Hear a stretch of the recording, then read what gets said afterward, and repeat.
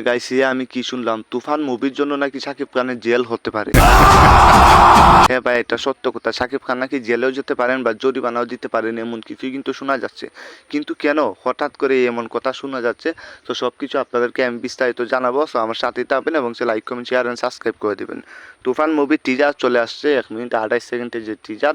আপনারা জানেন তুফান কিন্তু তুফানের গতিতেই চলছে। তুফান চারদিকে বর্তমানে আলোচনা আছে, কিন্তু ভাই একটা সমস্যা, সেটা হচ্ছে নেটিজনরা বলতেছে এই তুফান মুভি নাকি কপি। সেটা হচ্ছে কেজিএফ এর কপি আর কি, ফুল কপি একেবারে সবাই বলতেছে। অবশেষে কেজিএফ এর যে নায়ক ছিলেন ইয়াশ মুখ খুললেন। So even now, a lot of people ask me like, why? Shakib খানের এই টিজারটা দেখে বললেন শাকিব খান যদি এটা কপি করে থাকে, তাহলে শাকিব খান বললেন বা এই হচ্ছে মুভির সাথে যা জড়িত আছে সবার নামে আমি হচ্ছে মামলা করব বা সবার হচ্ছে আমি অ্যাকশন নেব, তারা কেন হচ্ছে কপি করলো। তো যদি কপি হয়ে থাকে তাহলে কিন্তু শাকিব খানের অবস্থা পুরাই খারাপ হয়ে যাবে।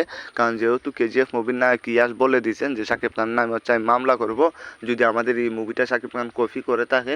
হয়তো খুব শীঘ্রই দেখা যাবে যে এটা কি হয়। কিন্তু এত কোটি টাকা দেওয়া খরচ করে একটা মুভি বানাইলো তুফান, এখন যদি অবশেষে সবাই মামলা খায়, সবাই যদি জরিমানা খায়, তাহলে কি হবে? তো চারদিকে এটা সবাই বলতেছে কপি। এখন আপনারা একটু কমেন্টে জানাবেন যে আসলে কি এটা কপি। আর যদি কপি হয় তাহলে তো বুঝতে পারছেন যে শাকিব খানের অবস্থা কি হবে। কারণ কেজিএফ মুভির সাথে যারা জড়িত সবাই কিন্তু একসাথেই একদম আওয়াজ করে বললেন যে শাকিব খান বা হচ্ছে তুফান মুভির সাথে যারা জড়িত সবার নামে হচ্ছে মামলা করা হবে যদি একটা কপি হয়ে থাকে। তো শাকিব খানের কেরিয়ার এমন আছে ডাউন হয়ে যাবে, শেষ হয়ে যাবে।